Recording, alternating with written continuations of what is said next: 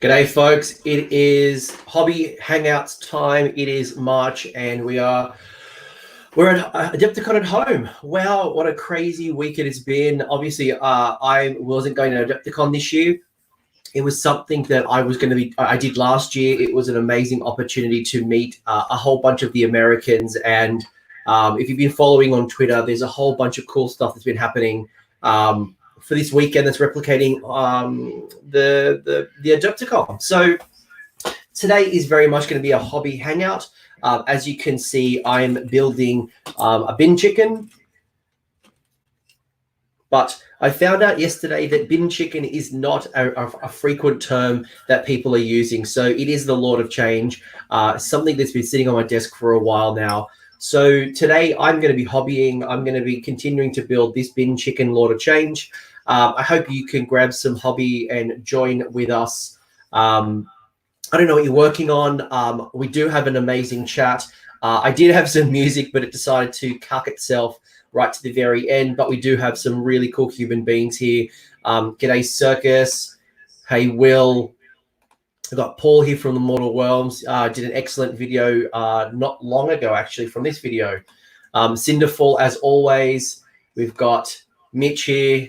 Is Bin Chicken. I'm assuming Mitch is the Bin Chicken. He looks maybe a little bit like a bin chicken, maybe.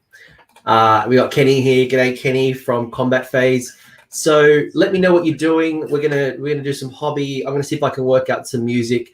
I'm gonna try to make up a little survey as well. I've decided, and I went and bought out 50 prepaid international envelopes. So I've got a whole bunch of AOS coach stickers that I would normally give out to the American scene.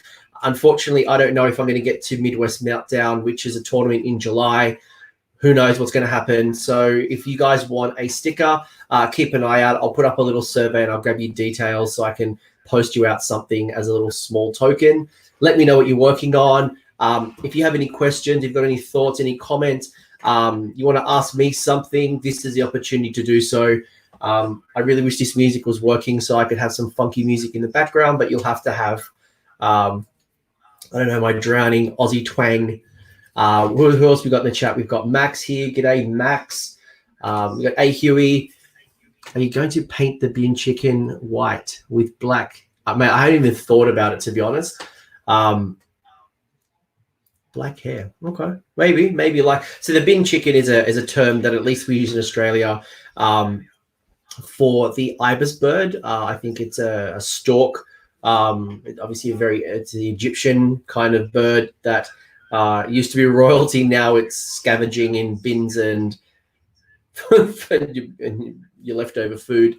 It's certainly in Australia. So the Lord of Change does look like a bin chicken. G'day, Martin. Hey, Martin. Martin's working on painting some scenery. I did see your Garden of Moor / Sigmarite Brave. Looks really cool. Check out Martin. He was actually yesterday on a show. We talked all the things display boards and really how to present your board. So that was a really good show. Got a lot of really good feedback and thinking about those next tournaments that you're going to attend. How do you use this time to build a display board, whether it's something really basic, something that is really, I don't know, extravagant. And we kind of broke down the hints and tips and tricks to build out a really cool display board.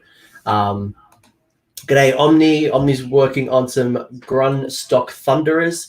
Very, very cool. It must go on. Midwest Meltdown must go on. I will absolutely cry if Midwest Meltdown doesn't happen. Obviously, Australia's in lockdown. America's doing their thing. Fingers are crossed. I had a really cool chat with the Rerolling One guys, and should I make it to America, I'll do a battle report with those guys too. So I'll do a bit of very cool battle report in their style.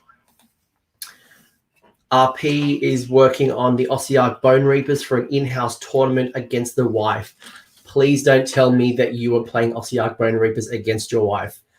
And if you are, don't play Petrifix Elite. Be nice to your wife.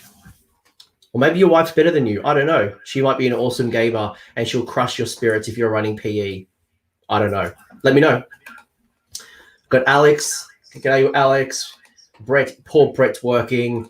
It was a really good show. Paul's walking on some of the cabal. If you aren't PE, they are fine.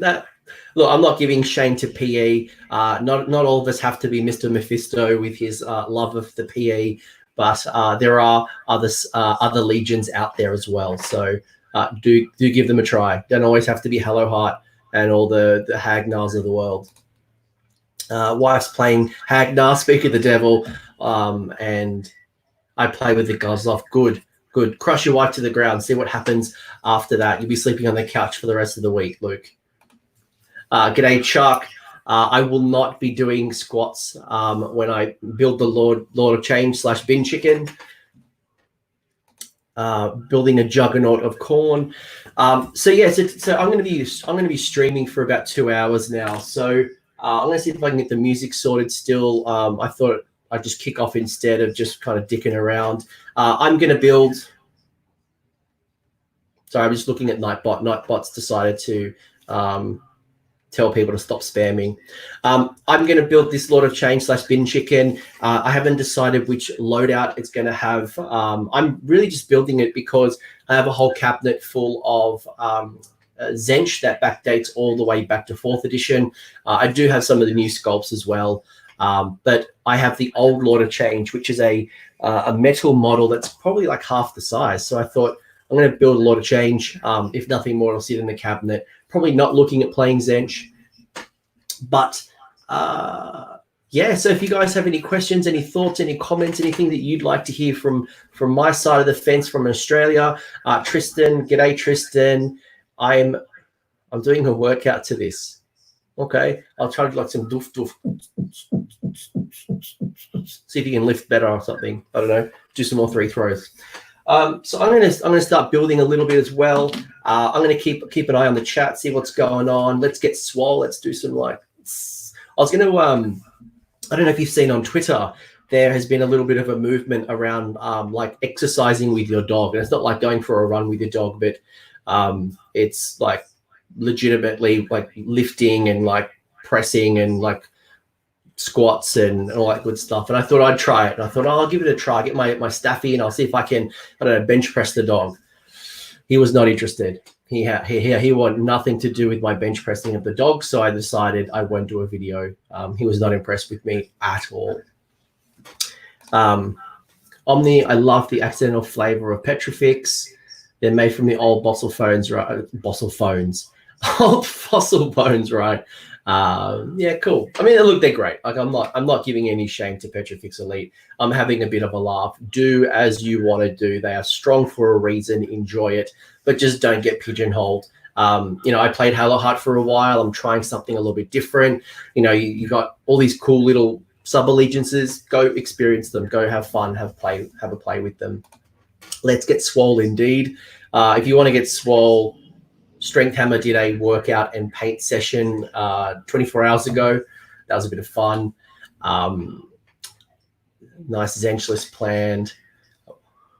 My Ogre battle tome review. Appreciate it. That was interesting time for Ogre players. A lot of Ogre players were not happy and they weren't enjoying the new battle tome. I think there was a lot of disappointment, but I think now, a couple of months later, we've kind of seen the light, and there's some good stuff in there. I saw Ben Johnson's building out like 5 or 6 Stonehorns at the moment. Different people have had a lot of success with the Ogres now, so they're not as bad as people once thought they were going to be.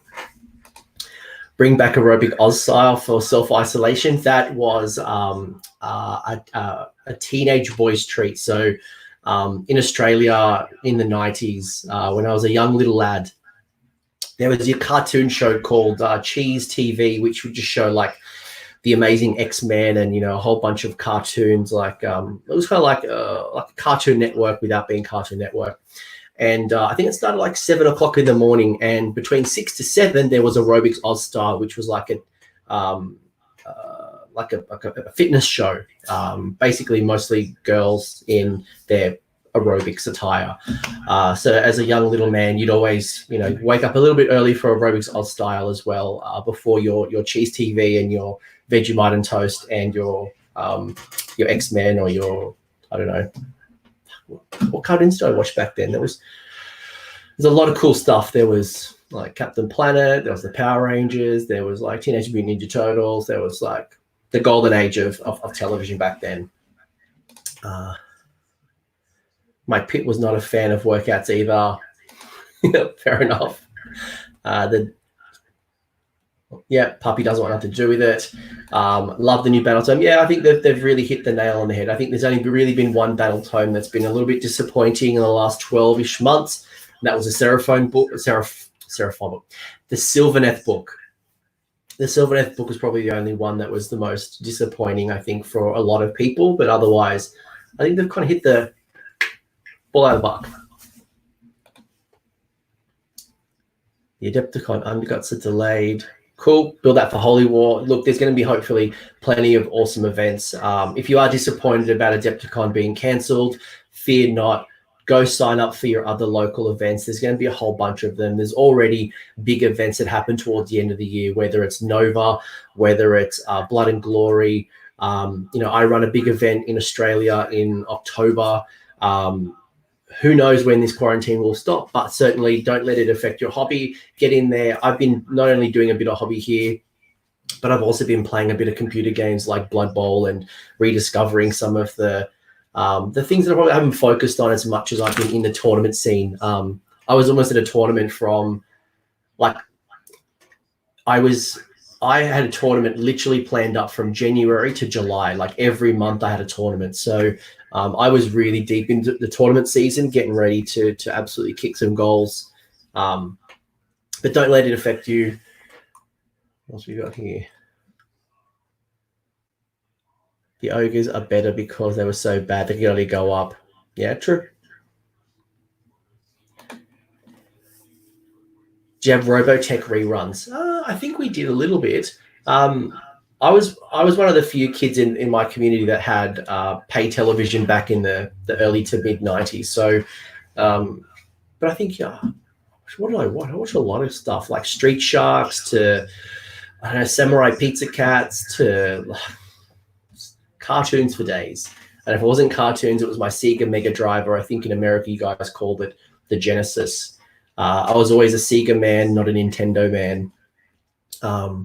Big fan of Sonic the Hedgehog, and thank God they've redone the movie and it doesn't look like some weird, bizarre hedgehog thing that they initially made in the movie. Seraphon book is the best book ever. I'm happy that you're happy. I have not read it yet. Actually, I was going to go to Games Workshop at the start of the week, and I was going to go buy Blood Bowl and the Seraphon book, and didn't happen. And I'm going to hold out because my local Games Workshop manager is an absolute champion, and I'd like to support him instead of going to a friendly local game store who, while they are nice and friendly, my Games Workshop manager really treats me well. So I want to just hold out a little bit for them. Cheese TV, Sailor Moon, I don't remember Card Capture, Yu-Gi-Oh! I think, Luke, you might be a little bit older than I am. Zoids, Digimon, Pokemon, Dragon Ball Z. Yeah, you're a little bit older than I am. I had like things like Captain Planet, Widget the Worm, World Watcher. You had bloody Spider-Man and X-Men and guys, chat, remind me, help me, brother. Samurai Pizza Cats, and a lot. Rocco's Modern Life and Rugrats and NashCon. Yes, absolutely. NashCon is coming as well. Go support Dave as well. Do go support the other tournaments. The Golden Age of Cartoons. Yes, I think I was in the Golden Age of Cartoons.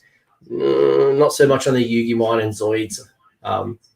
Neon Genesis was another like Asian cartoon that I really enjoyed. Hold on to you. What else you got? Gundam Wing. I don't know what that show is. Ren and Stimpy. How could I not forget Ren and Stimpy? Ren and Stimpy was the best. How funny was Ren and Stimpy? Pinky and the Brain.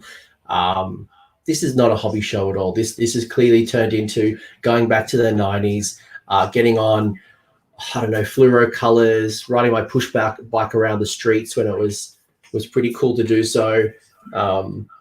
What else did I do in the 90s? Big comic book fan back in the 90s. I started moving my studio around, if you guys have noticed, by the way. I bought a a new monitor. I bought a new docking station. I'm moving things around a little bit, and I'm still in the process of moving. If you had noticed, Ghost in the Shell, Thundercats absolutely was hot. Samurai Pizza Cats was awesome and underrated. Absolutely love that. Anything that had animals in it. Big Teenage Mutant Ninja Turtles fan. Voltron. Awesome. This stream has gone for 15 minutes, and all I've done is pointed at a lot of change so far. So I'm going to at least half attempt to build this lot of change. G'day, Andrew. Looking forward to seeing your seminar. I think it's 24 hours from now, so that'll be awesome. Got myself a flat white, which is an Australian delicacy, a coffee that we've made that is delicious. Big O. I don't know what that is. Paul, how can I get that dice set? It has your icon. Yeah, how do I get some dice in? Cool. So I'm gonna at least clip something. So where am I up to right now? I am up to finish this. So I've built the torso, I've built the legs, I've started with the arms, and it's now time to build the Staff of Zench. Or do I want the Baleful Sword, or do I want the staff? What do I want, team? Let me know. Do I want the staff? Do I want the sword? I think I want the staff. I think the staff looks cool. I don't really want my Lord of Change in combat, to be honest. It's not a bloodthirster. Doesn't really make sense. But if you think I'm doing the wrong thing, I clearly don't have War Scroll to build her up because I'm using my phone as a second camera. So if I'm looking at the War Scroll and I've missed something and I'm too lazy to turn my back and get my battle tome, scream at me at the chat and tell me I'm doing something wrong. Otherwise, I am going to be adding the Staff of Zench on this Lord of Change. Flat white, a cappuccino with fully incorporated foam. Highly recommend. You got more people coming. G'day. More of a Batman, the animated series. See, I'm not really a big Batman kind of fan. And this kind of comes back to, I was a Marvel boy. So, big Marvel fan from, Fantastic Four. Again, I mentioned X-Men. I mentioned, I've got Amazing Spider-Man comics that backdate to the 70s and it wasn't the 60s. I don't think Spider-Man was the 60s. Or maybe. I've got some really old editions of Spider-Man. Certainly not edition 1, but I was always a Marvel fan. So, yeah, give me the Iron Man, give me Silver Surfer, give me so many. So I don't really like DC, and I don't know. It's like this, like you're a Nintendo fan, or you're a Sega fan. You had to be on one side as a kid. You had to choose a side.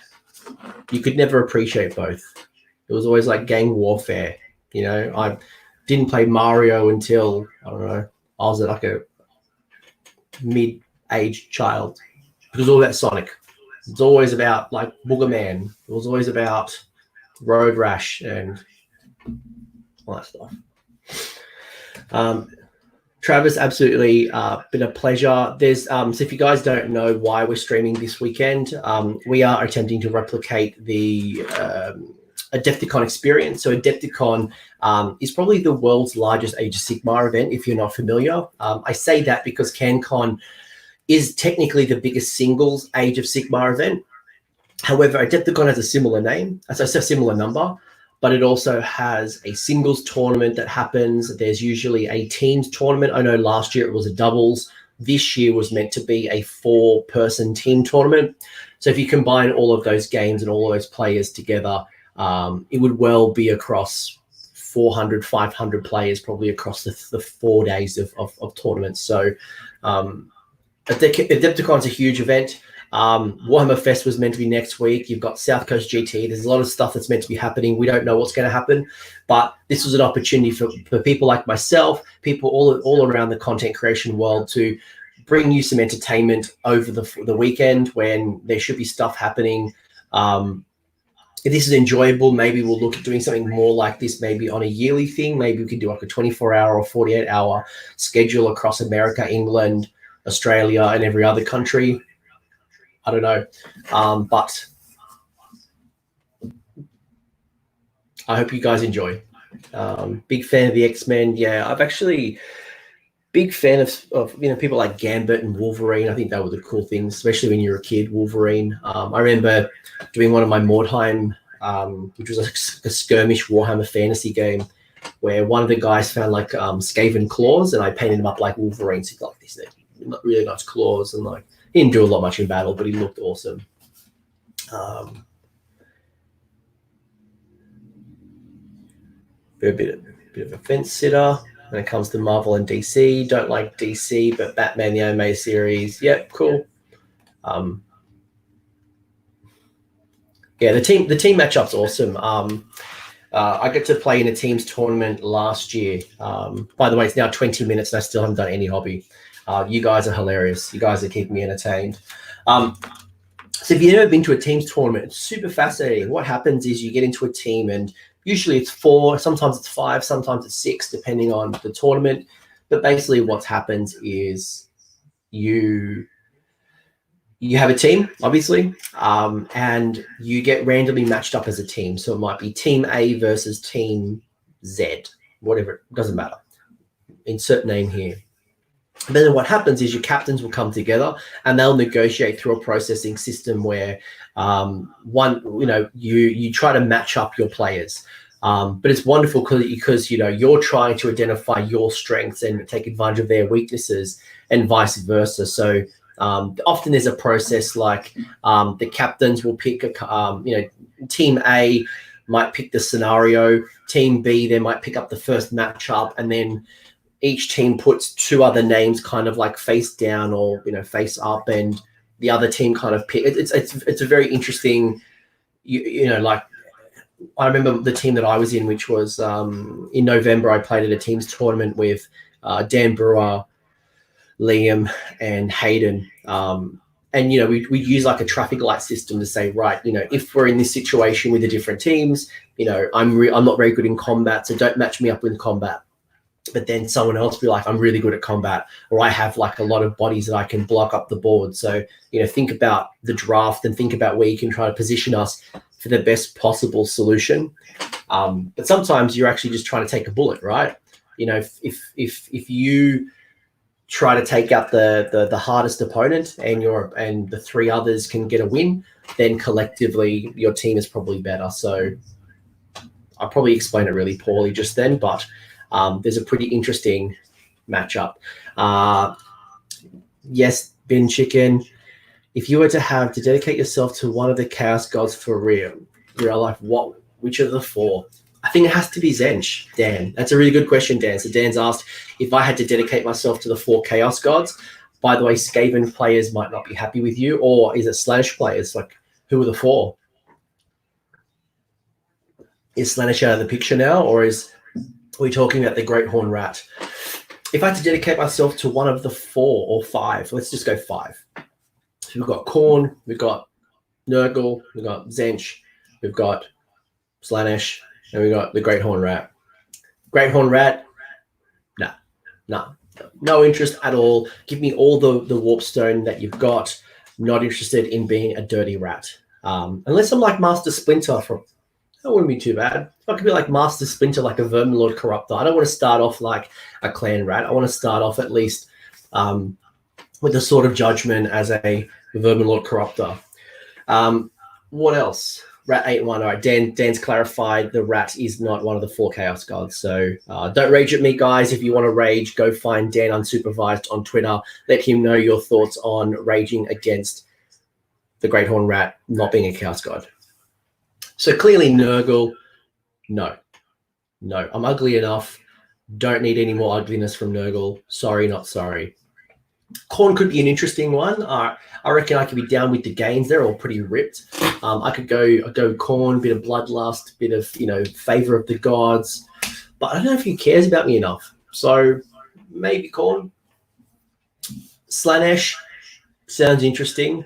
I think it's probably definitely the most tempting. However, I reckon he's got some secrets there that I probably would get caught out on. This is a PC stream, so I'll try to keep it PC. So I think the easiest way to answer that question, Dan, is I would go with Zench. It's all about wisdom and knowledge. It's all about seeing into the future. and it's always as planned. Cool. What else we got happening in the chat? And I haven't clipped the sprue yet. It's been 25 minutes now, and I haven't clipped a single sprue. Last time I did this, I think I was trying to paint like a Hurricanum, and boy, we didn't get much done. Lord No Pants. Okay. You don't know if I'm wearing pants right now? No, I'm not showing you. Different weapons. The different weapon options don't affect your abilities. If I was a Marine, maybe Corn. Yeah. Rage Against the Rats. Despite all my rage, I'm still just a rat in a cage. The Horn Rat is one of the 4 ascendants. If Slanesh, all right.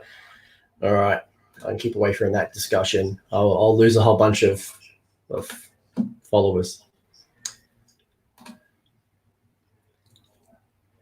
Talking and hobbying is surprisingly hard. It is. This is the 3rd or 4th Hobby Hangout, and I've gotten very little Hobby Hangout done. So, but you guys have been awesome. If nothing more, I hope you guys are being entertained as we chat and stream, and I hope you're getting some hobby done. I'm certainly in no rush. This is just going to go in the cabinet, but I think I was really disappointed when Games Workshop shut themselves down for 3 weeks. I was going to go buy a bunch of cool stuff, but again, conscious of what's going on. So I've decided to tackle the war on the grey, and I'm going to go paint up some stuff. So I'm going to work on some things that I wouldn't normally work on if I was in my full tournament competitive mode. Where is this bloody part? Because I wouldn't be running Zench. I wouldn't be playing Zench. Actually, you know what? What would you guys do? I can see Carl here would definitely be up for Slanesh, the slothful Slanesh. Strength Hammer is doing Animal Crossing. I don't even know what that is. I've seen it's a game. I've seen a lot of people on Twitter playing this game, but I have no idea what that is. So I'm just playing Blood Bowl. There's another game I'm playing called Crossroad Inn, where you kind of manage a medieval bar. It's kind of like The Sims, but you're managing a bar. It's pretty fun. It's something I can have on the background and not fully paying attention to. Tristan is smashing out the exercise. That's awesome. I'm really missing the gym. I really wish I could go out there and smash some weights at the gym. I've only got a bunch of dumbbells and some basic stuff, but I would love to be going out and doing a whole bunch of gym workouts right now. But unfortunately, at least in my country, the gyms are shut down for the immediate future.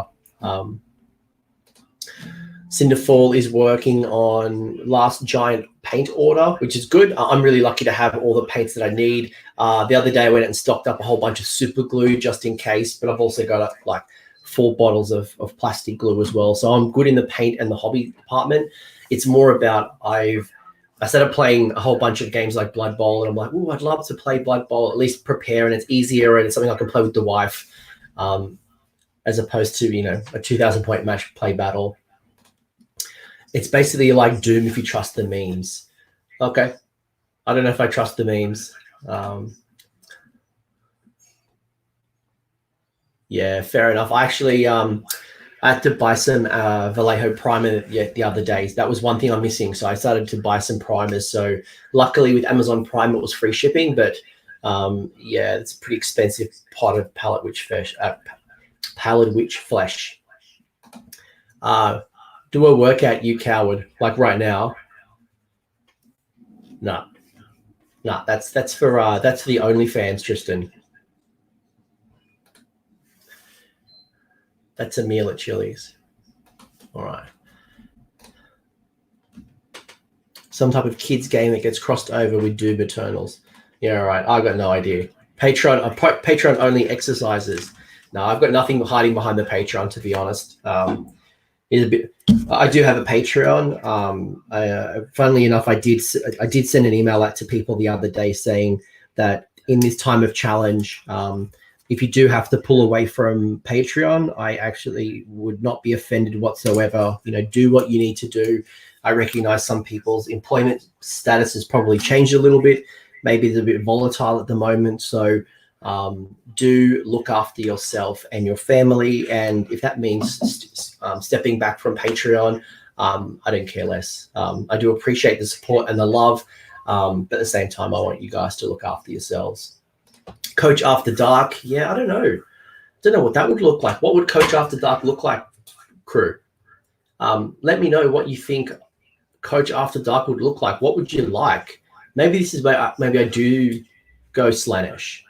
Maybe Slaanesh gives me some sexy powers that I can use after dark.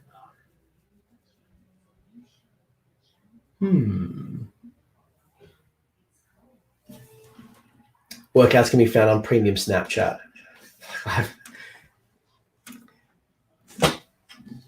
All right. I'm actually going to concentrate for literally 5 seconds. I'm trying to clip. Oh, I should use the camera here. These bloody little tiny things. Where'd it go? Here, I'm going to try to clip. Is it that? Yeah, that one. That one. All right, I'm going to try to clip that. So what are you guys working on? So talk to me. How are you productively using your quarantine time, your physical distancing? I don't like the term social distancing. I don't think we should stop being social. I think we should stop being physical, and keeping that physical distance, whatever your country recommends. And of course, I already lose a bit.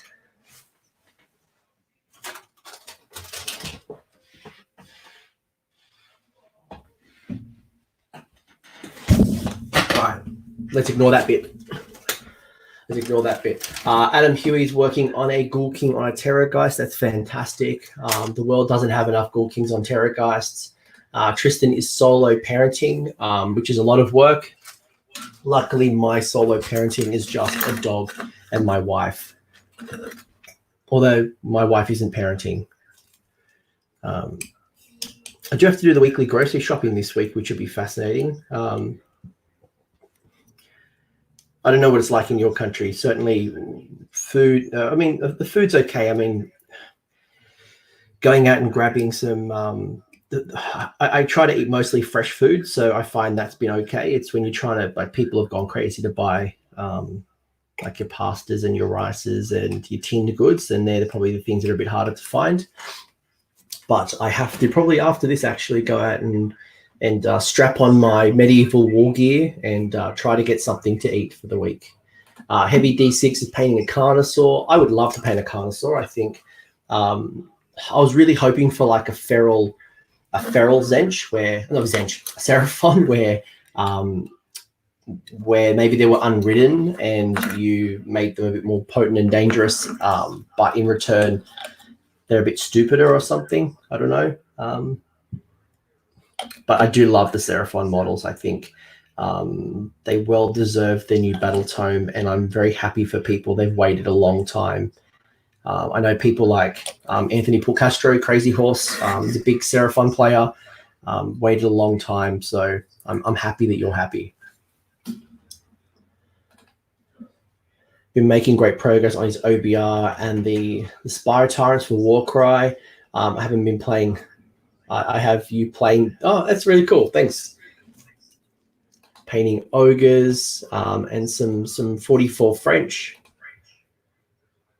Sweet Chuck. Yeah, and we do have a Discord as well. So check out my Twitter, which is just Anthony Magro, or just type in AOS Coach. It'll probably come up. But we do have a Twitter feed as well for everything here. So I have a Discord channel. If you want to chat with me and hang out on Discord, we do audio. We share pictures of dogs, cats, memes, hobby progress. We do general audio chats. But there's also a Discord discussion for the weekend where people across the country are hanging out, doing hobby, chatting along. If someone wants to share the link, you're welcome to share the link in YouTube, or you can find it on my Twitter post. And I'll link it when the show's finished. So you guys can join the Discord. It was set up by Chuck/StrengthHammer, so do check it out. It's a wonderful resource. People are chatting along, sharing hobby progress, and it's very cool. Steve's assembling his 5th Bloodthirster, which is pretty cool. I hope to see it in the Wrath of the Everchosen. Can't remember the name of the sub-allegiance, but I remember seeing that you can have lots of Bloodthirsters, and that is hella cool. Been making a veggie patch. Yep, cool, love it. Every time I have a veggie patch, I get like, coriander and mint and, get strawberries and tomatoes growing. I go on holidays and I come back and they're dead. So kind of sick of doing like the fourth or fifth veggie patch. Going to paint a few pieces for Tristan. Had the Warhammer community team wax poetic about, oh, that's very cool.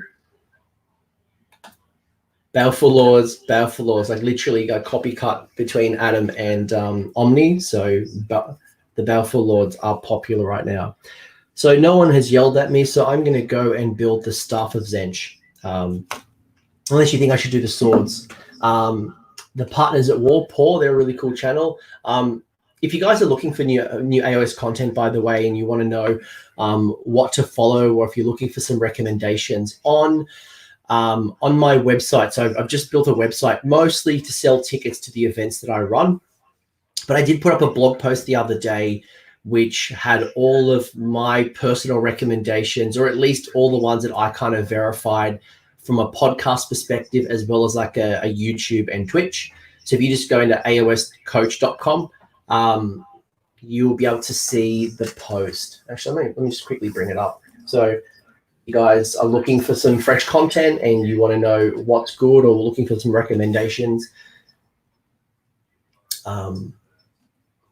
do go check that out.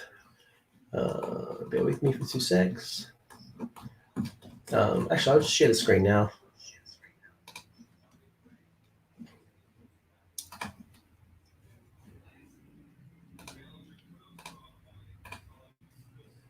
Cool. So this is, if you just go to aoscoach.com, which is where I am right now, this is the full schedule for the weekend, by the way. So if you want to see what's going on this weekend during Adepticon at Home, we have all the different people who are contributing either on YouTube or on Twitch. Do check it out. There's a whole bunch of great content creators who are doing hobby hangouts, battle reports, interviews, discussions, tutorials. There's a lot of cool stuff. But here was a blog post that I put out the other day, which is all the different video creators. So if you're looking for new content, do go check them out. They do a lot of great stuff. This is just a sample. Now on the flip side, if you're looking for new podcasts as well, here is the links to all the Age of Sigmar podcasts that I could find. So do go check them out if you're looking for more and new interesting content.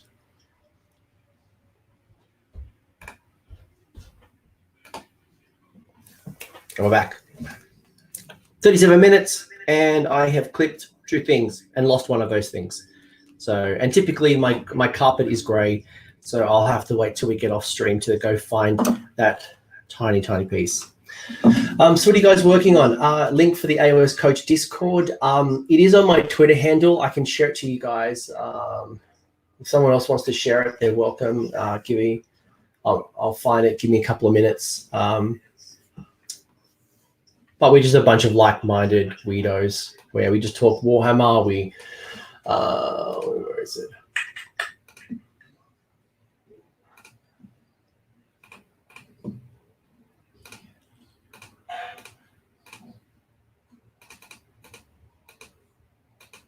All right, so I'm going to pop this in the channel.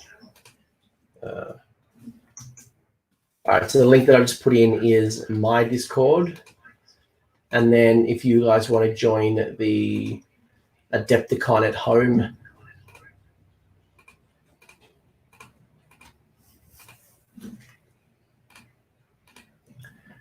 this is the Adepticon at Home. Just sharing this now, the Adepticon at Home URL.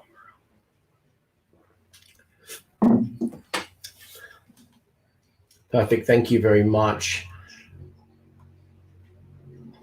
It's the Staff and Sword, or Staff and Rod. Yeah, I should probably look at the actual War Scroll. I'm just looking at the build. You can see how much I actually care about this particular model being competitive, because I'm not even thinking about playing with it. It's just a fun little paint piece that I want. So do I want the Staff and Sword or the Staff and Rod? What do you think? I think it's the Rod. I think I want the Rod, right? 34 and 35. No, let's put some stuff there. Let's actually do stuff. Um, am I making Kairos or the regular Lord of Change? You've magnetized both. I'm just doing it for aesthetics, so I'm just going to do the generic Lord of Change. If I ever do play with them again, I might build out a Kairos. I might build out a second Lord of Change, but this was more just to fill out the hobby space in my Zench cabinet, which is full of about 200 demons, but not enough heroes. But good question. I should magnetize more. I did magnetize some of my stuff, like my Terrorgeists, for transport purposes, but I don't think it makes much of a difference. Look into your heart and choose whichever is more badass. Or 3 Staff and Claws. I think it's going to be Staff and Rod. I do not want my Lord of Change anywhere near combat. No interest at all. So what's going on in your world? What questions, any thoughts, any comments? How do you feel about the Warhammer community team putting out their article in the last 24-ish hours to say that no new models would be released until May? So what does that mean? I think tonight's reveal, the Adepticon reveal, will be really interesting. They've got a reveal this weekend, and then next weekend there'll be a reveal. So it's going to be fascinating to see how they handle what was meant to be 2 really big reveals, right? Adepticon had an amazing reveal last year. So you imagine they would have had something really similar built up. And Warhammer Fest which was meant to be the weekend after. So knowing there's some big releases coming or should be coming, on top of the fact that there's now no new product until May. I was chatting with one of my mates, Hayden, actually before we went live. And it's interesting to think when the stores reopen. So I know the stores are due to reopen. I think they said the 14th of April or, middle of April. Are they going to have any product sales? Is it just going to be what's on shelf and what's in inventory? Are they going to focus more on things like Black Library? I'd love them to put some battle tomes on sale and sell them half price if you buy them online.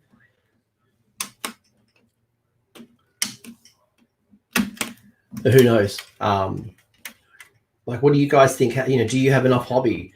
I'm sure we all hoard the grey plastic. I certainly have more than I need, but I know there's a lot of people who are very excited about the Lumineth. A lot of people are excited about this potential Gargant release.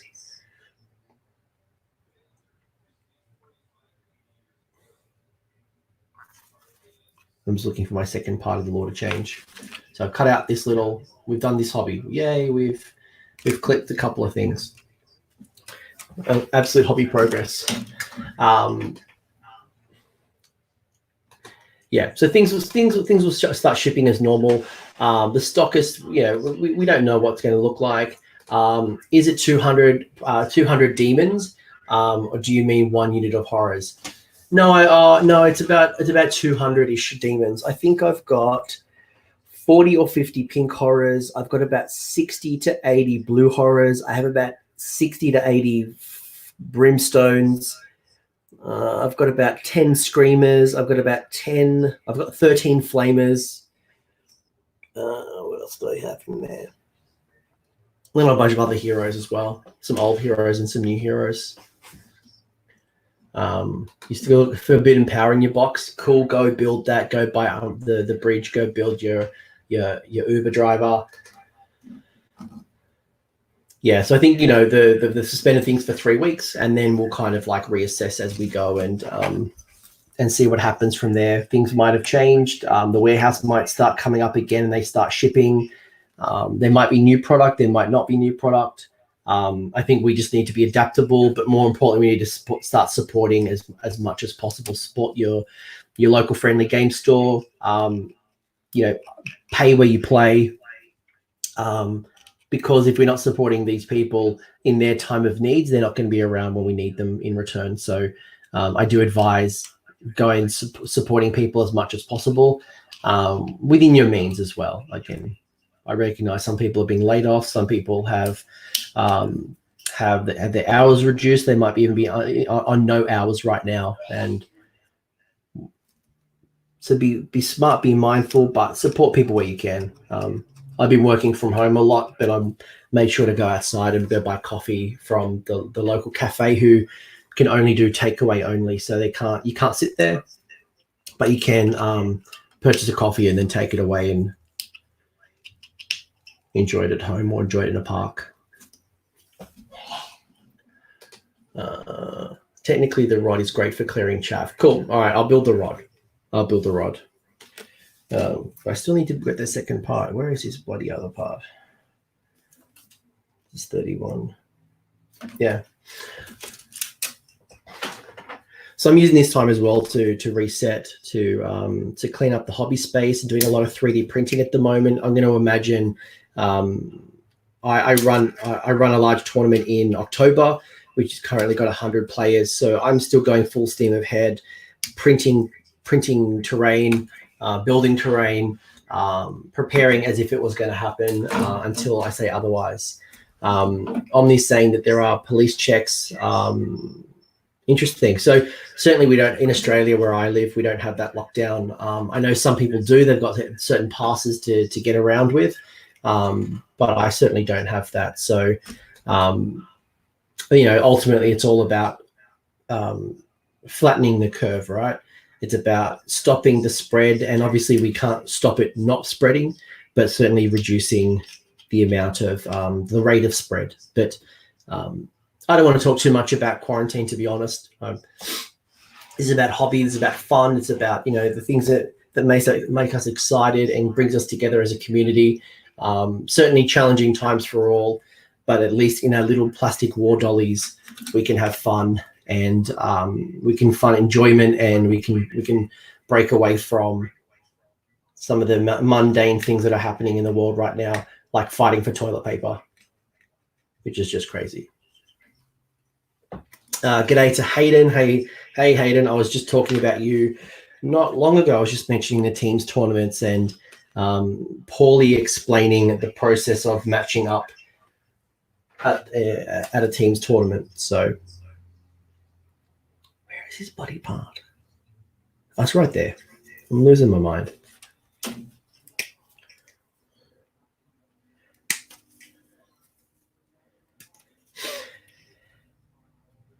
So what else?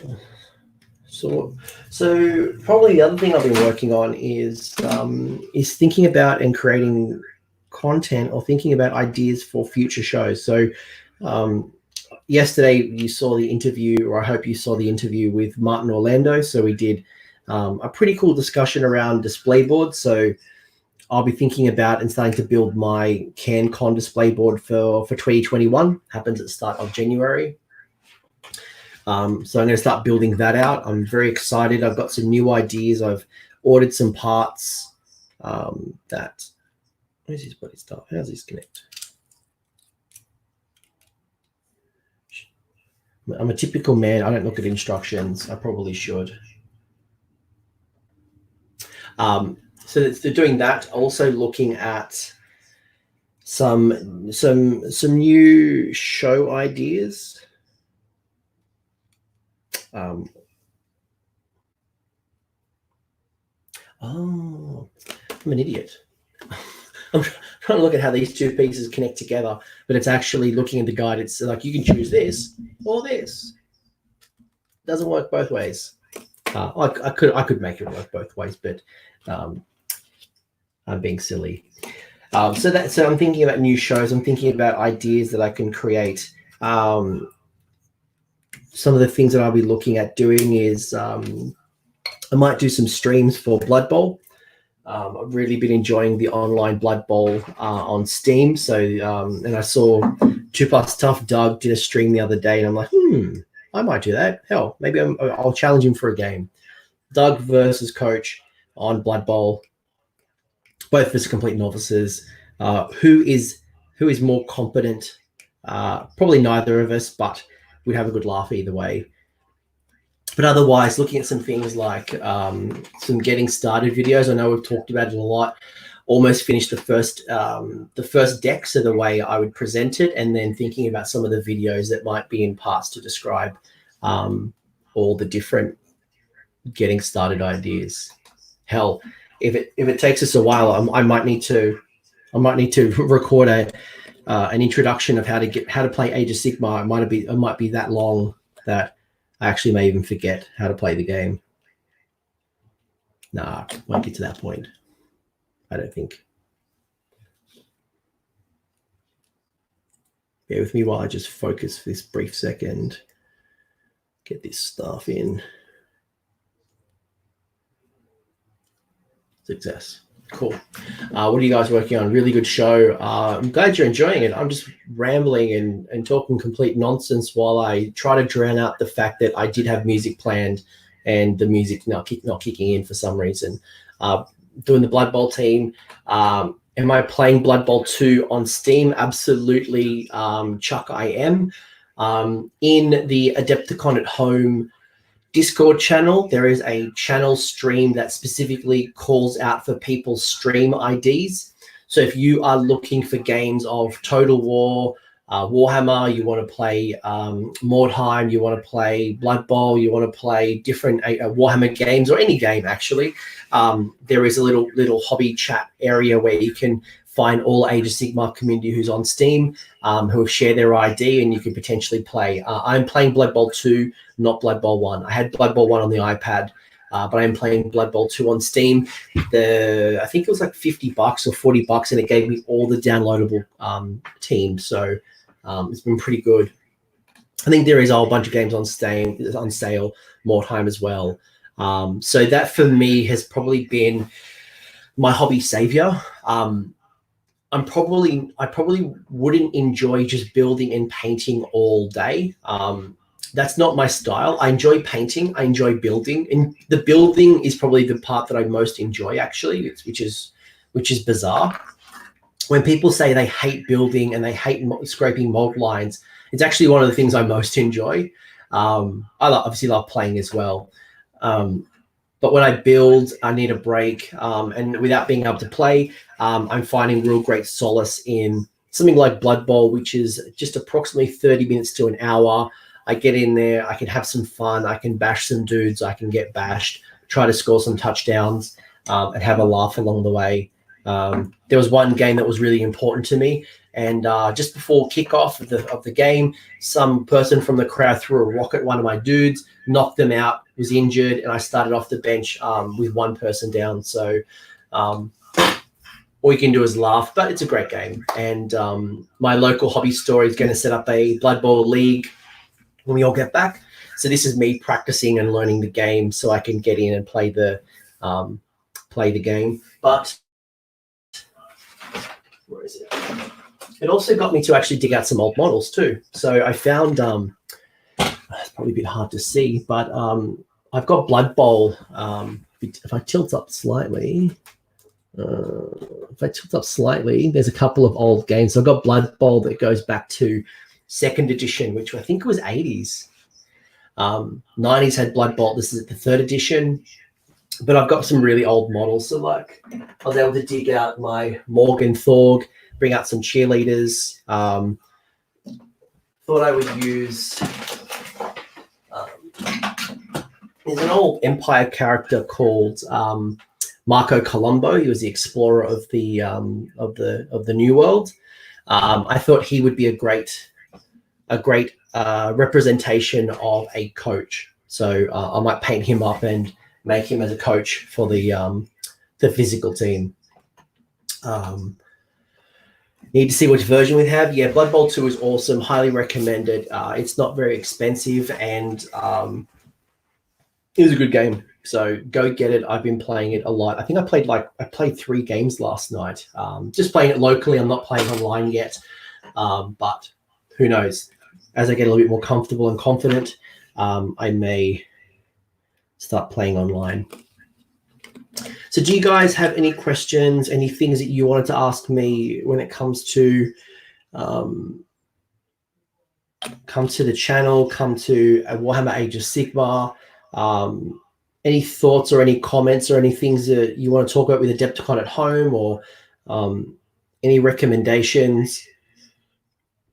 Probably not too many list building ideas just yet. I'm probably not in the mindset talking lists. It'll maybe help, but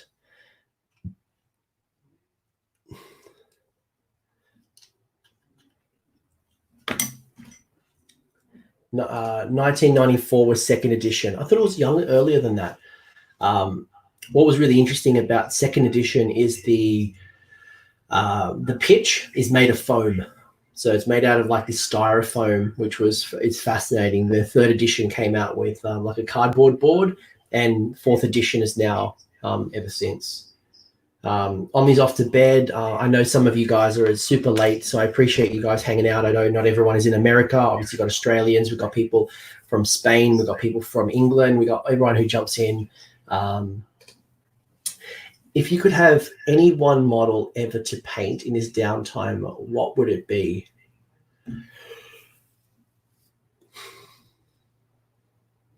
It's a good question. It's an interesting one, Luke. So I'm not somebody who focuses on one big model, which is why I don't attend painting tournaments or painting competitions. I did Selesky. Yeah, Selesky. I did Selesky last year for the Everchosen, but that was super challenging for me because I don't like painting one model. So I don't know how Vince Venturella does it, painting one model for 100+ hours.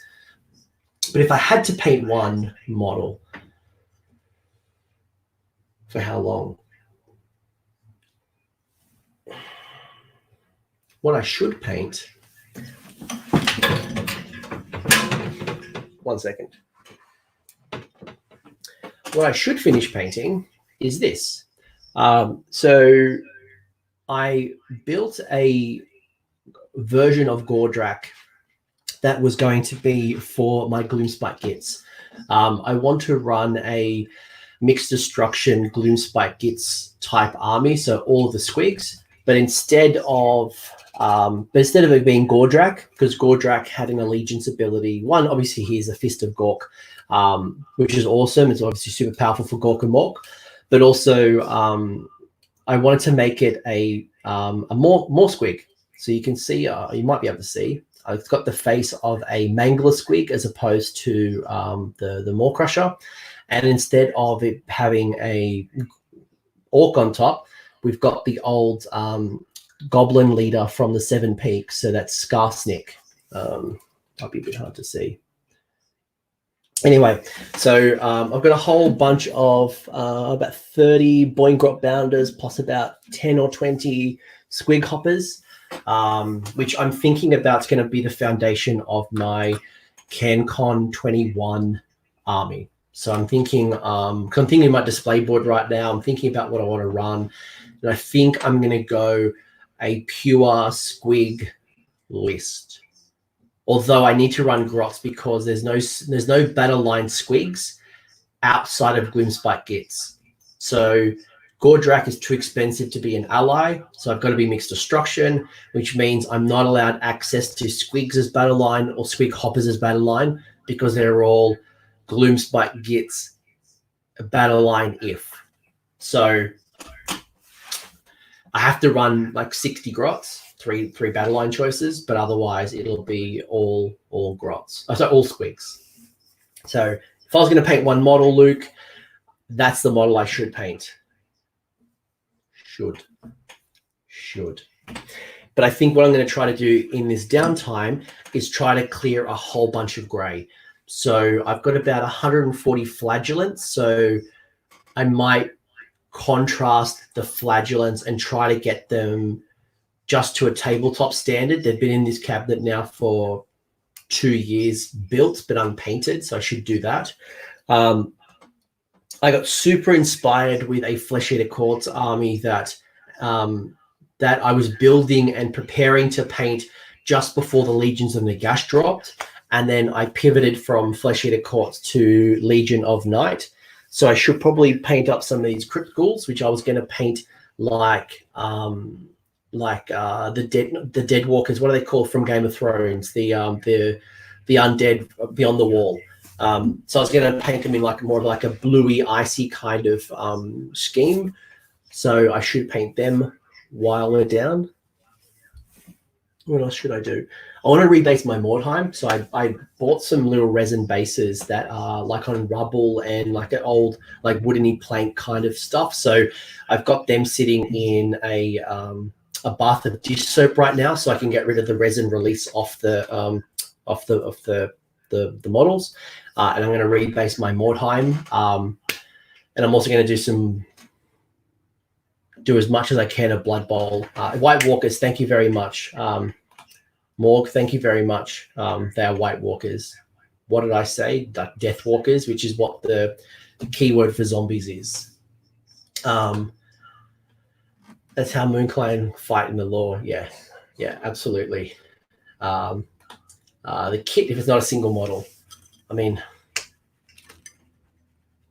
Squigs.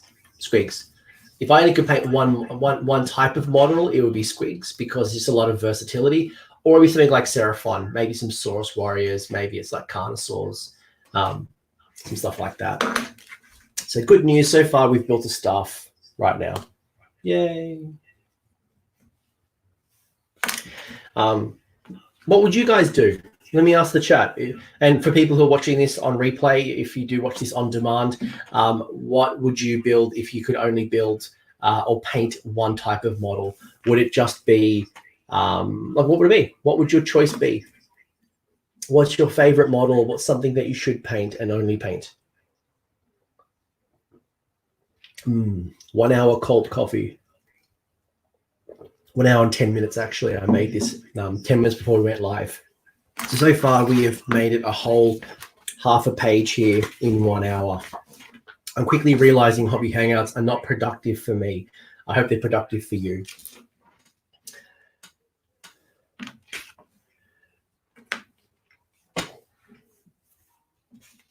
Oh, there's even different ways I can hold the staff. I can hold the staff. Oh, that's right. There's the rod. Man, there's all these choices now. Do I want choice A, B? So many damn choices.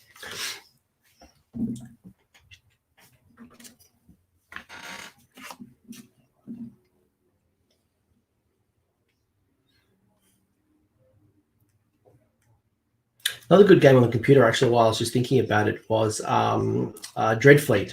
Is it Dreadfleet? The one on the seas. I've been enjoying that as well. Luke, you are doing acolytes, but you do a wood elf, the mage, the spell slinger. Dr. Hobo. Okay. Dr. Hobo. I don't know if I trust a hobo as a doctor. I prefer my professional medical advice from places that aren't hobos, but you do you. You do your hoodoo voodoo. All right, I've gone to a point where it's really complicated. It's hard for me to hobby and chat, but I'm going to chat with you guys anyway. Screw the hobby. I can do that after the stream. So do you guys have any events that you're going to be attending? What are you working towards?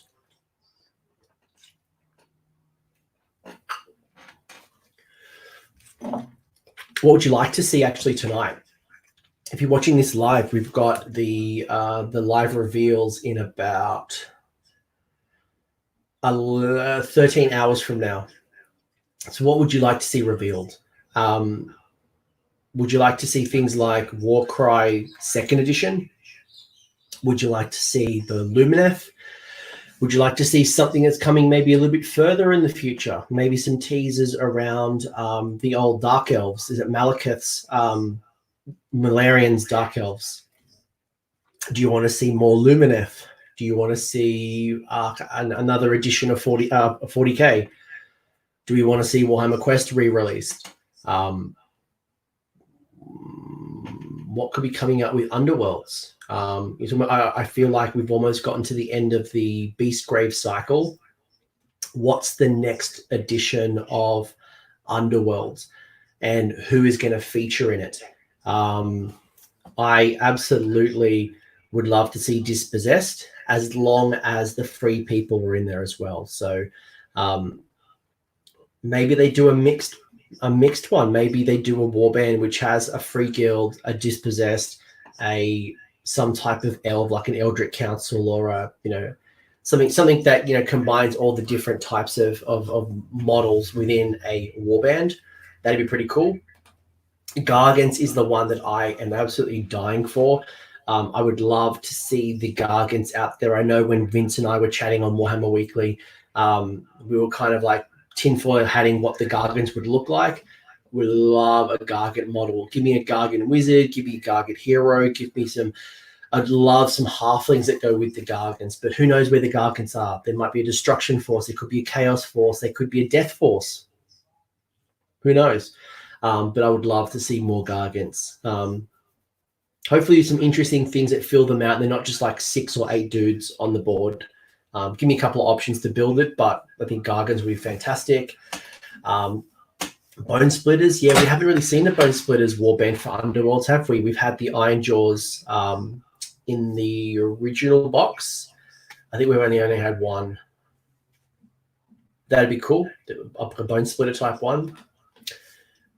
Yeah, they've had two. They've had two Iron Jaws ones.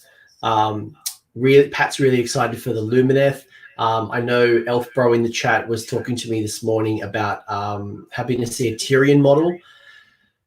I've heard whispers or some people theorizing that Tyrion won't be in this release and Tyrion will have his own elves.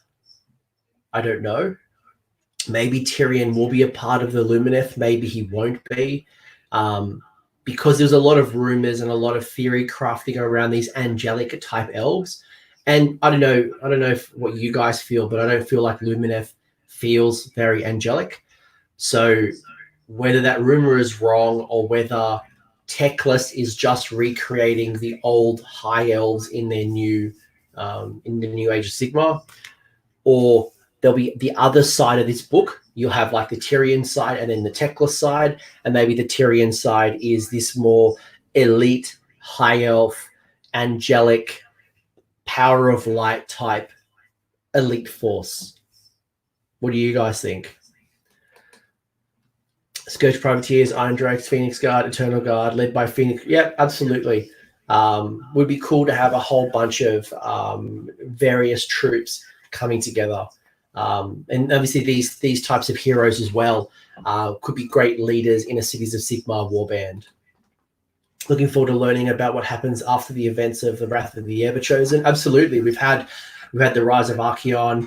He's absolutely wrecked the face of Catacross, and he's absolutely wrecking the mortal realms. What's next? Is there another global campaign that's going to be coming when we all start playing again? What's the new stories that will be told?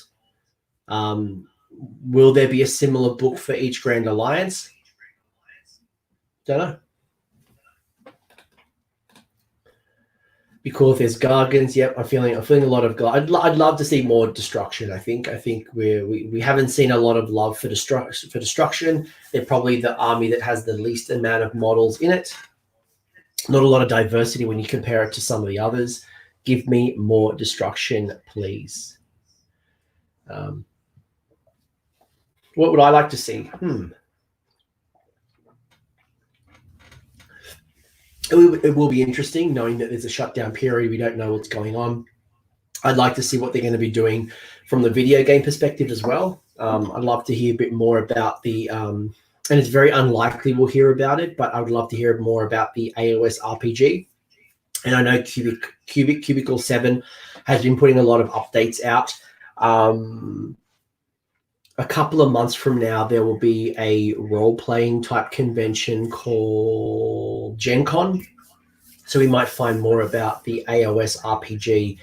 But more of that is awesome. I know they've been releasing more teasers, showing off more characters. I know there's playtesting that's happening, but that'd be cool.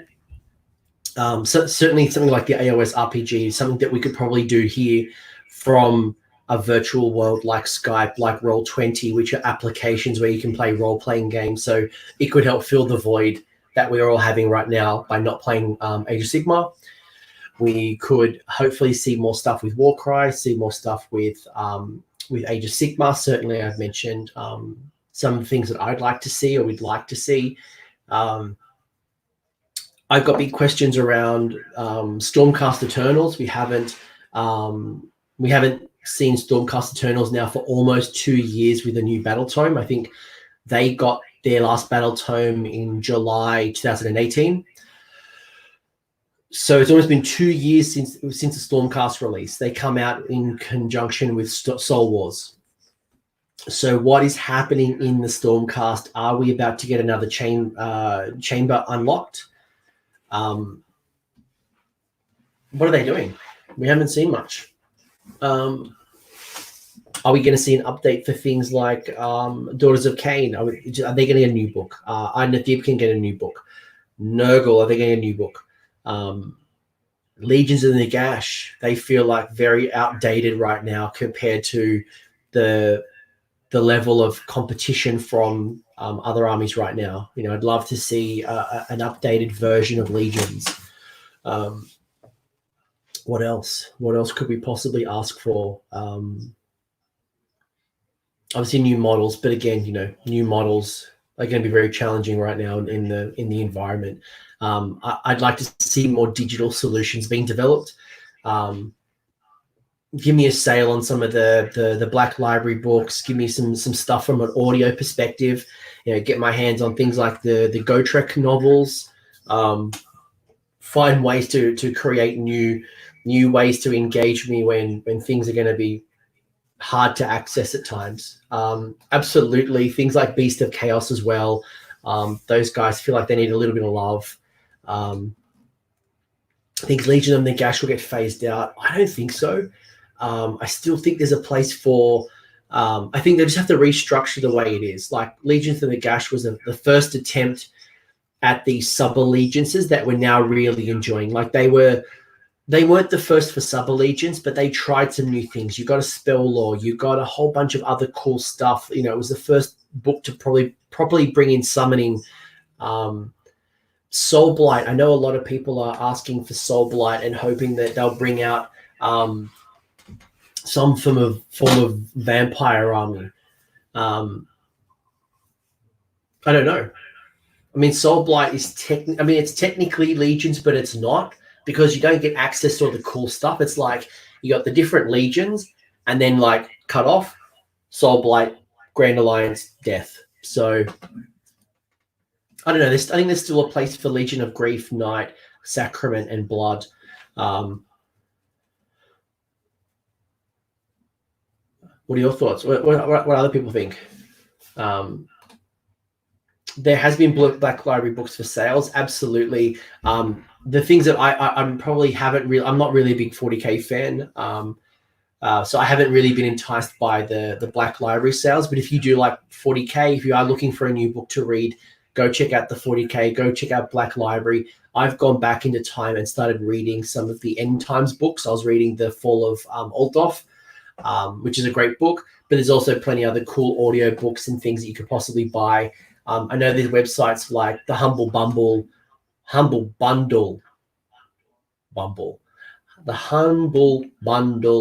that will often sell books at a package rate, and that money goes to charity. So keep an eye out for places like that as well to get across potentially some good book sales. I don't think they have one for Age of Sigmar right now, but Games Workshop products are often there on discount.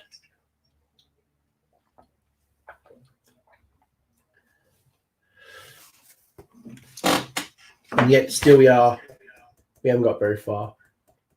1 hour, 15 minutes, and I have built a rod, put on a loincloth, lost the top of this down here. The minute I get off stream, I'll see it. Look, I think it's possible that we'll see Death reorganized. Death does feel a bit weird, but it also feels the way it should in regards of everyone reporting into Nagash. Obviously, the Flesh-Eater Courts don't report into Nagash. That's obviously a narrative piece, and you know, if you don't know, go read the narrative of why Flesh-Eater Courts and Death don't really get along. But the Ossiarch Bone Reapers are the elite of Nagash. everyone else kind of falls into line and works with the Black Pyramids and works with Nagash. Well, doesn't even work with, works for Nagash. I don't feel like Nagash is a very good collaborating boss. I don't think he's someone who appreciates your ideation. He just tells you what to do and you go do it. That's how I imagine Nagash as a boss.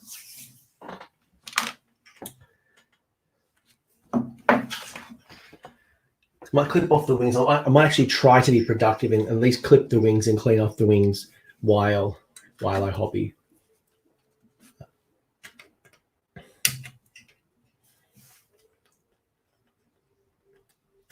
Bear with me while I clip this and make this the traditional clip noise.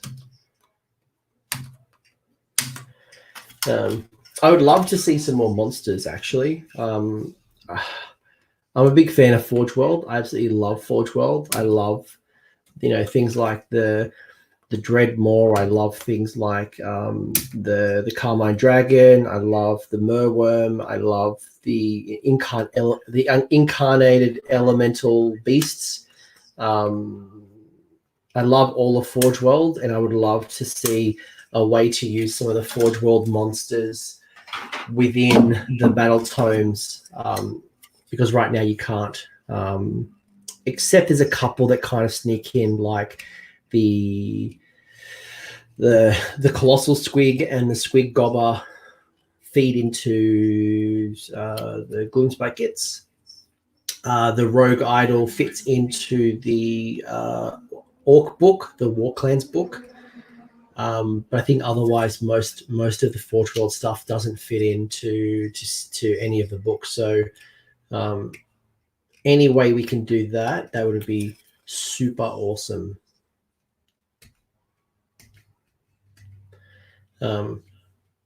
Yeah, I'm a big fan of Forge World.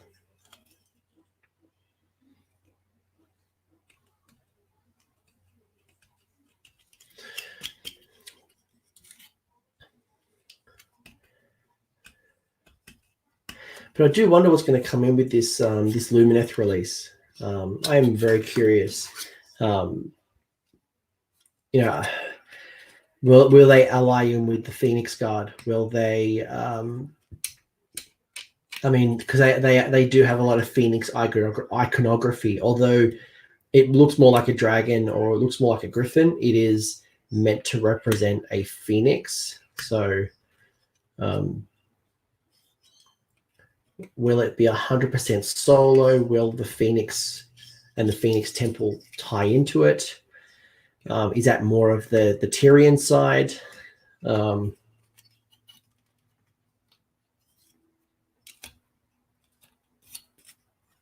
It's hard to tell. It's hard to tell. But hopefully we're going to get more previews. They might just have to string out the previews. They might have been preparing for big releases this week and next week. Now they might have to delay the releases and kind of string it out a little bit. So they're feeding us bite sizes until we get to May, and then when the world is a bit clearer, we can then know what's being released when.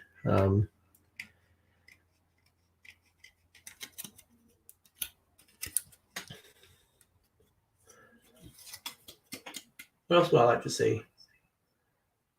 I mean, we've had such a big 2019 as well. We had so many battle tomes. We had so many releases when it came to new models. We had, Forbidden Power. It'd be nice just to have something like Firestorm or Malign Portents, which was a campaign book, not just selling as more endless spells. But it'd be cool to get an opportunity to get a better understanding, and just kind of almost like, now that we've had like 10 to 20, we've had over 10 books released in the last 12 to 14 months. It'd be nice to like pause a little bit, explore the campaign. I can't remember who mentioned it a little bit earlier about what's happened now during the Wrath of the Everchosen.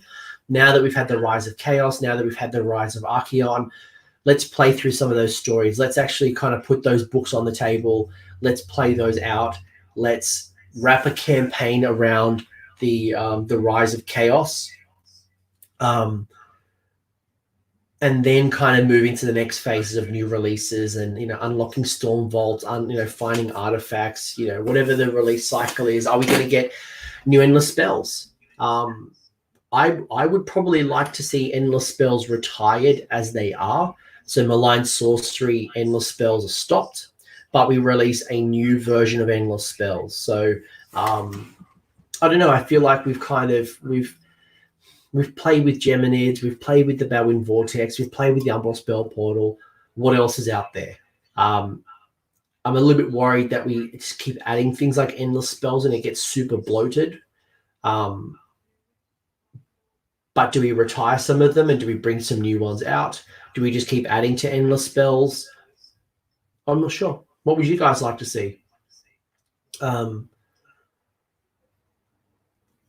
I'd certainly like to see more reasons to use some of the other ones. Like I look at this and there's things like the gnashing jaws that I've never really even considered. I've only really started using things like the Emerald Life Swarm since the Cities of Sigmar, but there's a lot of them that I haven't touched for a long time. So is this the time to retire some of them and bring something new out?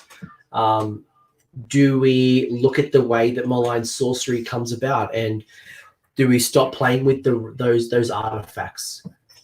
The artifacts from malign sorcery were awesome to plug the gap when people didn't have artifacts in their battle tomes because they didn't have a battle tome or their battle tome was really old. Now, what does it look like? Now that Seraphon has a battle tome, everyone's been updated now, at least to the point where they've got artifacts and spells. Or most of them have spells. I think, does Deepkin have spells? I'm not sure. I can't remember. But the point is, do we retire malign sorcery and stick to only the artifacts that are sitting within your battle tome?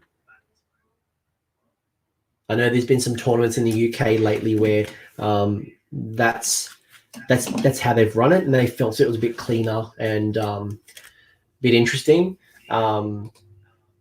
And Heavy D6 likes the ideas of realm artifacts getting cycled. Yeah, I would like to see the retirement. I think, we've seen the things like the ethereal amulet. We always know where it's going. Vampire on Zombie Dragon. It's going on things like the Frost Lord on Stonehorn. It's going on more Crushers. But what does list building look like? How do armies interact? When you remove things like the ethereal amulet or the Aether Quartz brooch or the Sword of Judgment or the Ignax scales or the Griffeather charm, there's what? There's probably about 60 artifacts in the book, and probably I do the emerging meta video every month, and there's really only about 10 that kind of get cycled around every month, and occasionally some things jump up and down, but ultimately the top 10 is always the top 10. So do we need to recycle? Do we need to try some new things? Do we need to explore new artifacts?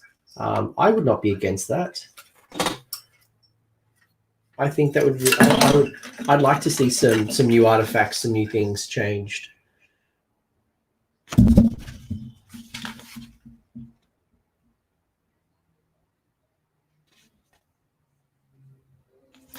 Right, so build the wings. The Ideneth Deepkin has their annoying boat. Yes, it is indeed annoying. But at the same time as well, things like Ideneth Deepkin, while their book remains competitive, they're very generic in the way that they play. It's almost like there's only one or two really good ways to build an Ideneth Deepkin list, and that's why eels are very popular. It's almost like we need to find a way to get things like the turtle, things like the reavers and the thralls. How do we get them more on the table? So I don't think we see enough thralls on the table. So how do we do that? I think they need a bit of an update and a bit of a tweak, and things like Sylvaneth and things like Ideneth Deepkin might need a new way to play with their terrain. I feel like the terrain for Sylvaneth is still a bit too cumbersome, and it certainly kind of hinders getting people into the army. And they're a pain in the ass to bring around. Possibly run a tournament. So possibly run a tournament where the top 10 artifacts are banned. I'd like to see just battle tome artifacts only, because then who dictates the top 10 artifacts, and then in some metas some things might not be popular. How do you decide that top 10? Maybe a cleaner way is just to go battle tome artifacts only, but I do like your idea of is there a different way to playing the game? Is 18 scenarios too many right now? For years we've had 6 scenarios. We've now gone to 18. Is 18 too many? Should we go back to something simple like 6 or 12? Is that something that we need to start doing? Now that everyone has a new battle tome and there's space going to be in the General's Handbook, we don't need allegiance abilities in the battle tome. What do they do with that new space? I'd like to see horde discounts go away. So those massive regiment bonuses. Be interested to hear why you want them away. I haven't seen. I mean, people aren't running hordes. You're not seeing as many hordes on the table as I think people were scared of. I can see why someone would want them not there though. But there's obviously the incentive to go from 40 to 60 or 20 to 30. Grumney would like to see more narrative content. Yeah, I would. I'd like to see more narrative content, but I'd also like people to start playing with that narrative content. How many people have actually read all the narrative stories that happen in the battle tome? How many people have actually played out the narrative scenario in their battle tome? I personally would like to see more of a campaign like this.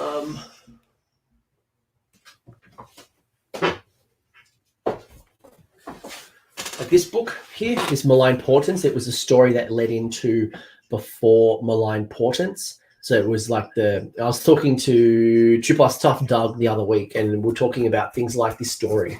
I'd like to see more things like this, where it's like a small little campaign book that gives us some interesting stories and some narratives that we can play around with and kind of explore a different world, a different narrative, a different story arc. 2 and 3 objective scenarios shouldn't exist. Things like total commitment. Yeah, I'd like to see some new scenarios. We've kind of played some of these to death now.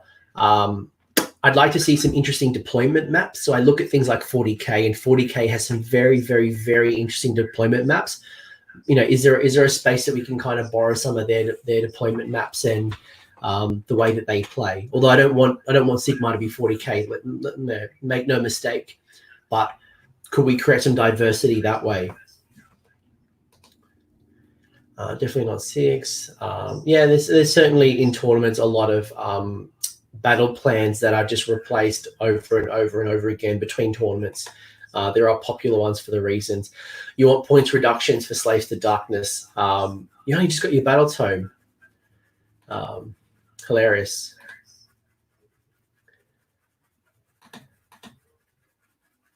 Yeah, the objective. I mean, we did have the objective decks that 40K had. We had was it Open War? So we did have our version, but we never really took off. I don't know. Maybe it did in your communities. It certainly didn't in ours. I think some new ways to play would always be welcomed.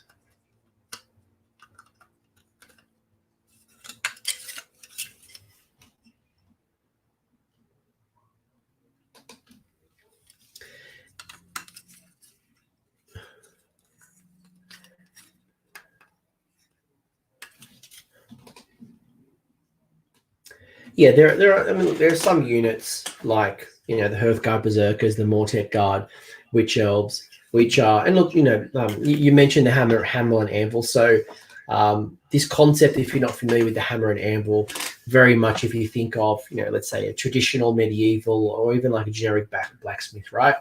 You've got your anvil, which is that really strong piece of metal that is strong. It's going to be the wall. It's going to absorb the damage, and it will always look like an anvil. Then you've got your hammer, which will come down, and that's like your powerful hit, right? It's going to be the impact hit. It's going to do the damage, and I guess I'm doing a very poor off the cuff analogy here, but basically, if you think of hammer and anvil, if you think about the defensive wall that you take the damage, it's going to hold up the battlefield. It's going to protect all your juicy stuff like your heroes and your wizard chariots and your key monsters before they're ready to strike.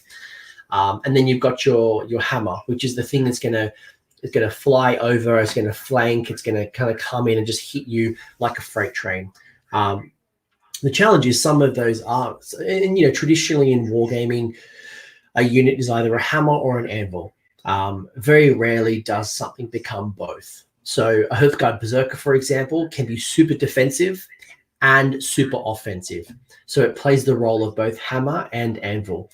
And when you start applying horde discounts and you discounting this is when you start seeing armies of 60 to 80 Hearthguard Berserkers, 90 to 120 Witch Elves under Hagnar who can do a lot of damage with a lot of swings, a lot of attack rolls. But at the same time, they're also absorbing a lot of damage because you can give them, additional invulnerable saves. You put a shrine there as well to make them, a 5-up, a 5-up, a 6-up. So you don't do nearly as much damage as you would normally do, and then they kind of cut you up with their Bazillion attacks. So thinking about things like that, but then you think of things like grots. The horde discount does work in that space. So I think looking at I think people call it the internal balance, making things more internally balanced. But yeah, great way of summarizing as well. You've got the industry, unstoppable force, which would be the hammer, versus the indestructible object, which would be the anvil. So thinking about how hard it is to take down a unit of Hearthguard Berserkers or a unit of Daughters of Cain, Witch Elves, or Mortek Guard. Mortek Guard do a lot of damage with their higher end, but they're also doing a lot of saves with their 3-up under Petrifix and then the 6-up on top. So if you think about that, they do a lot of damage and they're able to absorb a lot of damage as well, which makes them, and why Mortek Guard are such a powerful unit, especially in OBR. So when you compare it like points on points, the same allocation of points for Mortek Guard versus, I don't know, a Liberator or a Sequitur or insert generic battle line here, it's not comparable because this role can do both, which is why you see things like Hearthguard Berserkers and Phoenix Guard are another example. Phoenix Guard have a 4+, then a 4+ save, but they also do 2 attacks each, which is 3-up, 3-up, Ren -1 for 1 damage. So they can put out a whole bunch of attacks and they can absorb a lot of attacks as well. Mortek Guard can go up 40, get a discount. Yeah. They're very durable versus very heavy hitting. And things like, having models on a 25 mil base, which means you can get more attacks in or take up more of the board, does benefit compared to putting them on 32 mil bases or 40 mil bases as we're talking about here, can change the impact because you don't get as many attacks in, or if they've only got a 1-inch, and also Phoenix Guard have a 2-inch range as well with their halberd. So it means you can get more attacks in a smaller space, which is why things like Phoenix Guard, Hearthguard Berserkers, Witch Elves, Mortek Guard, Grimghast Reapers for a long time. There's a lot of those types of armies that are very popular. Those units are very popular for that reason. So I can appreciate where you're coming from. It is really hard to balance this game with the amount of units in the game. So one way to potentially handle that is like Magic the Gathering, they retire certain cards once the season is over. So as they keep releasing seasons and kind of the narrative, continues to evolve in Magic the Gathering, they retire certain cards so that you only the current season is, cards released across these 2 years. And this might be one way to kind of balance things out by cutting certain units, or even like ripping the band-aid off for things like the old stuff that's in the compendium, things that people aren't using very much. But it's very hard to retire a physical model that you've loved and you've painted and you've invested in versus a physical card that you've bought off the shop and you've made no investment other than dollars in. So it's hard. It's hard to do when you're starting to think about the interactions of the probably like 800 to 900 war scrolls that are currently available, and the different combinations as well. You think about Stormcast Eternals, and they're okay. Not super crazy, they're okay.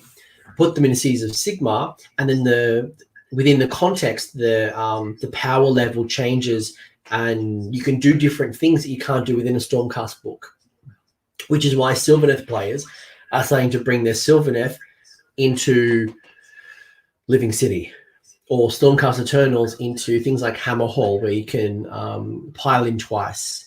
You can, ambush from the side with Living City. You can have a mortal wound save or you can ignore spells and endless spells from Hallowheart.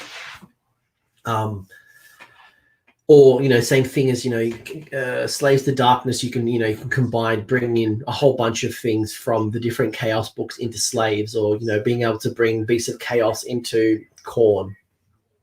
It's hard to balance not only the internal balance of a book and a war scroll within an Allegiance, but then the combinations when you put them into things like Slaves to Darkness, Cities of Sigmar, other books. So it's interesting.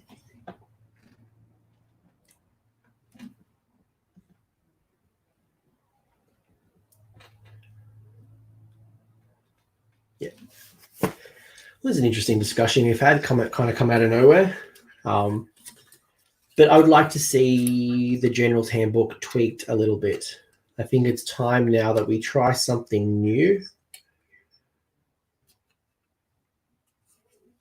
We've had the General's Handbook now for a while. We've had those core scenarios for a while. It'd be nice to try something new, some new types of deployment maps, some new types of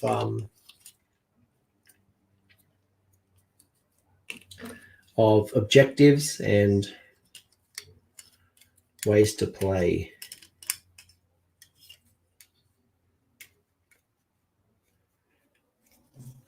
I wanted Beasts of Chaos to be undivided, and STD didn't have that book. GameStop should have upgraded the War Scrolls and let them do a universal product line. I mean, I like the Beasts of Chaos as an independent line. In the old world, they did act that way, but you also saw them integrate within the Chaos Force. So you would see, Beastmen combining with Chaos Warriors. So I could see the argument both sides of having a pure Beast of Chaos book and a pure Slaves to Darkness book, and then also having a combined Chaos Mortal Force.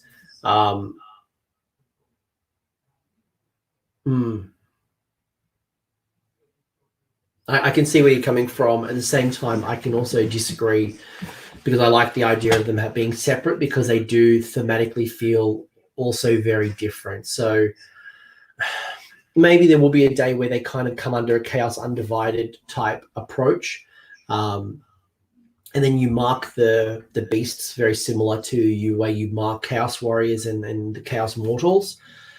But at the same time, do you then lose the unique feel of the Beast of Chaos because you don't have your own tome? But to Luke's point as well, the combined force, isn't that what Grey Alliance Chaos is? Well, yes, but then you could also argue that Cities of Sigmar is just almost basically Grand Alliance Order. But we love Cities of Sigmar. We think it's great. We wouldn't want to see them, strip that out and just be a standardized generic book.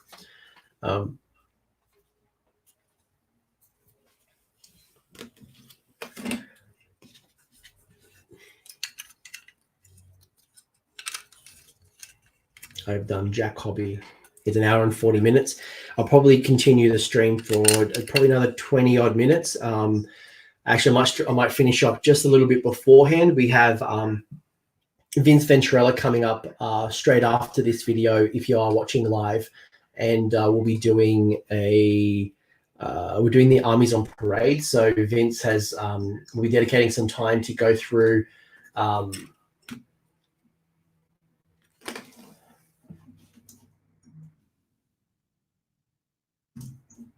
so I'm just responding to Vince.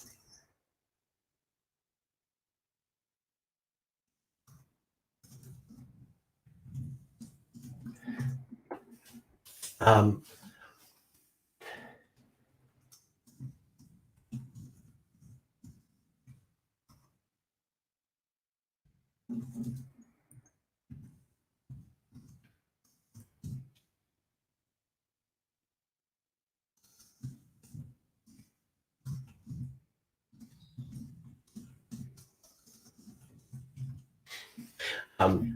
we're gonna be doing like an Armies on Parade where people had submitted their armies in preparation for this stream, and we're going to showcase some of the photos, showcase some of the videos, the pieces people have put together, and there's some amazing videos. I know, pictures. I know yesterday when I did the display board discussion, I was talking a lot about Adam Trunzo, who had done this amazing display board, which was a two-tier display board for the teams tournament. One half, or the first tier, was all Skaven. It was very, very cool. There was like Warpstone being lit up.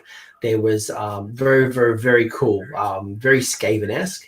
And then kind of at the top, and there's a bit of a hole so you can kind of go in between the two, you had a dwarf. So it's almost like, again, the Skaven kind of infesting or preparing to kind of attack the dwarves.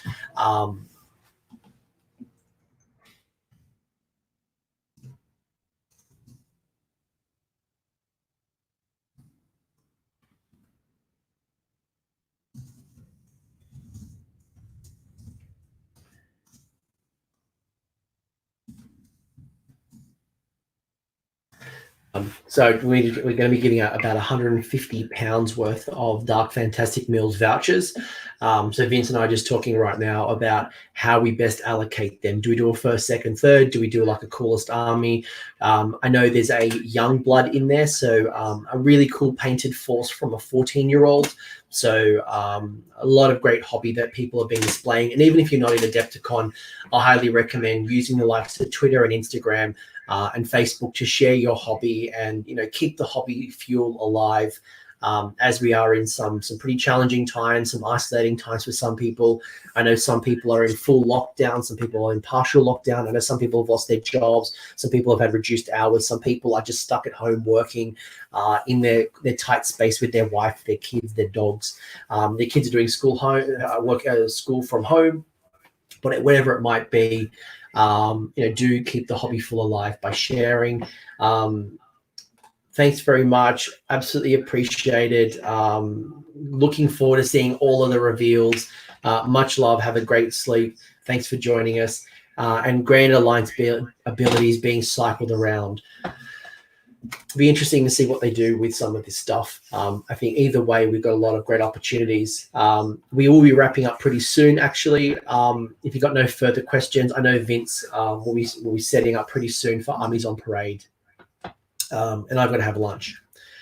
Is there any final questions, any thoughts, any comments, anything you guys want to talk about before I wrap this particular stream up? For anyone who actually wanted to watch me hobbying for 2 hours, I do apologize. We clearly didn't get that far. We did build a rod. We did put down a loincloth. We did clip some wings. But other than that, a whole bunch of no hobby happened here other than having some awesome chats with you guys. And I hope you guys were entertained for the last 2 hours. While we are all in lockdown, keeping our physical distance away from each other, there is a lot of stuff happening over the weekend. A lot of cool people, the people like Mr. Mephisto, people like Dimensional Cascade, Warhammer Weekly. There are a lot of great content out there. Already recorded things like Strength Hammer, the Mortal Realms, the Casual Neos. Do check out aoscoach.com, where I have listed the entire schedule for Adepticon at home. A lot of it's going to be live. Plenty of it's going to be on replay. So if you guys don't watch it live because you're sleeping, you got things to do. What else? Hopefully we'll see you, Luke, at Sydney GT. My fingers are crossed that absolutely our tournaments aren't going to be cancelled up until October, but looking forward to seeing you guys. Absolutely pleasure to have you here, Grundy. Mention that you want to see monsters. I would like to see more monsters. Give me monsters. Give me more monsters. Give me dragons. Give me undead star drakes. Give me more monsters from the different beasts. Give me god beasts. Give me halflings. Give me gargants. Give me underworld warbands. Give me everything. Give me mortal Slanesh. Give me new Daughters of Cain and Iden of Deepkin. Give me a new Free Guild general. Give me a new general. Give me the special book. All right. It looks like everyone is starting to die off. I think I'm starting to kind of tail off. I don't see any other additional questions. Guys, it's been an absolute pleasure. I hope I've kept you entertained for the last 2 hours. If you haven't already joined the community, please jump on the Discord, whether it's my Discord, the Adepticon at Home Discord, or both of these Discords. You can find the Discord links in Twitter and on my Facebook, so my website. What else? If you like this and you haven't subscribed, please do subscribe. And please go check out the other content creators. They would appreciate your support. They put a lot of love, focus, and energy in creating some content to keep you guys entertained. More Wargog profits. No, I want more orc goblin stuff first. All right. I'm going to actually do some real hobby. I'm going to try to find this little bit that I lost. I'm going to play some Blood Bowl. Thanks, guys, very much. I hope you enjoy the rest of your week and your weekend. And we will chat again soon. Have a good rest of your day.